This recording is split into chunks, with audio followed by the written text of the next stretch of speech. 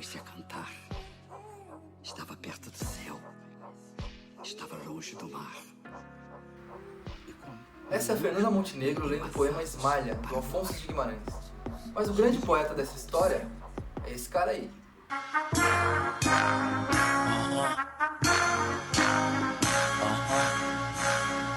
Se você já ouviu o Emicida alguma vez na vida, deve ter pensado, caralho, esse cara é muito bom com as palavras. Mas bom quanto? Nesse fio, a gente vai ver que ele é bom o suficiente para estar na Academia Brasileira de Letras. Mas primeiro, uma curiosidade que eu sempre tive. O que você precisa ter para ser da Academia Brasileira de Letras? Se você for ler o Estatuto dos Imortais, são duas coisas muito simples. Ser brasileiro nato e ter uma obra de reconhecido mérito literário. Não que a Academia tenha seguido esses critérios tão à risca assim, tanto que tem alguns membros nada literários, tipo o Ivo Pitangui, que é um cirurgião plástico, ou o Berval Pereira, aquele jornalista tucanão da Globo News, e até mesmo o José Sarney. Bom, mas isso não importa agora. O que importa é, o Emicida tem o que é necessário para entrar na Academia Brasileira de Letras? Bom, brasileiro nato ele é. Agora, os 3 livros que ele publicou e os 10 discos que ele gravou, tem o famoso reconhecido mérito literário? A resposta é pra caralho. A gente pode fazer uma comparação, inclusive, entre o Emicida e o fundador da Academia Brasileira de Letras, o Machado de Assis. Se você for estudar para o Enem, você vai ver que a obra do Machado de Assis tem 3 características fundamentais: crítica à burguesia, metalinguagem e diálogo direto com o leitor. Por isso eu separei 3 versos do Emicida que trazem um pouco dessa alma machadiana para a obra dele.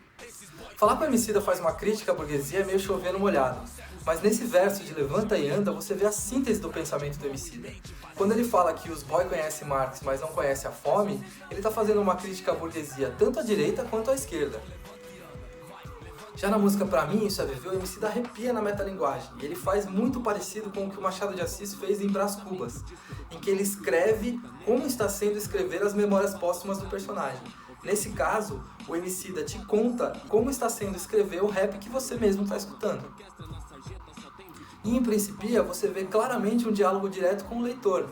Além do verso inteiro estar escrito para uma segunda pessoa, tem o uso totalmente intencional do parênteses, dando um recado ainda mais direto para quem está ouvindo e lendo.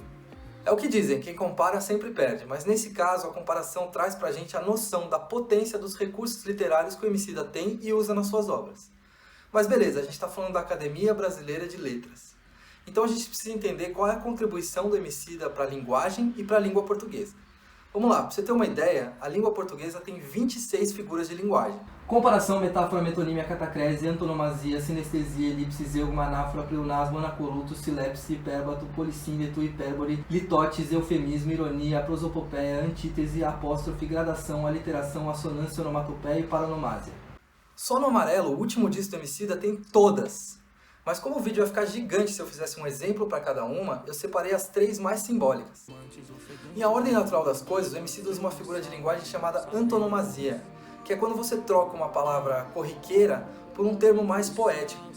Nesse caso, em vez de falar que os amantes foram dormir, ele diz que os amantes foram para o mundo de Morfeu, que é o deus grego do sono.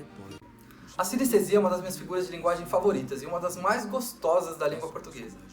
Basicamente é quando você traz sentidos do corpo humano diferentes para uma mesma frase. Em Principia, o Emicida diz que o cheiro da arruda é doce, despertando dentro da gente o olfato e o paladar ao mesmo tempo. Quando o Emicida escreve a sua frase de efeito mais famosa, muita gente torce o nariz achando que tem um erro de concordância aí.